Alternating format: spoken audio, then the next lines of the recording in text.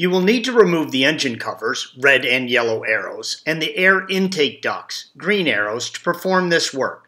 Please see the link at the end of this video for engine cover removal and additional assistance. The breather hose from the right side valve cover, green arrow, attaches to the elbow below the MAF sensor. It is much easier to replace the hose out of the engine compartment. So you will next need to remove the MAF, red arrow, the vacuum line, yellow arrow. Please see the link at the end of this video for articles on MAF sensor replacement for additional assistance. Disconnect the breather hose from the rear of the right cylinder head as indicated by the red arrow. Unclip the two plastic clips on the elbow piece between the MAF and the throttle body, red arrow, and remove the elbow and attached hose. With the elbow removed, you can easily replace the hose. With the hose disconnected, you need to remove the 4 E10 torque bolts from the cover, red arrow.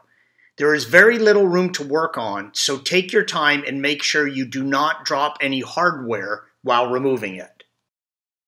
With the 4 bolts removed, you can wiggle the cover off the rear of the valve cover and replace it, red arrow.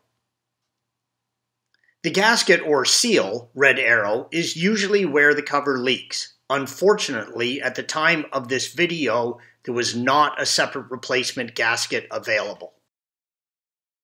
You will need to replace the whole cover. Check before ordering for an update on the status of this gasket. Installation is the reverse of removal. Thanks for watching. Click here to view the original article along with hundreds of other DIY content for your car.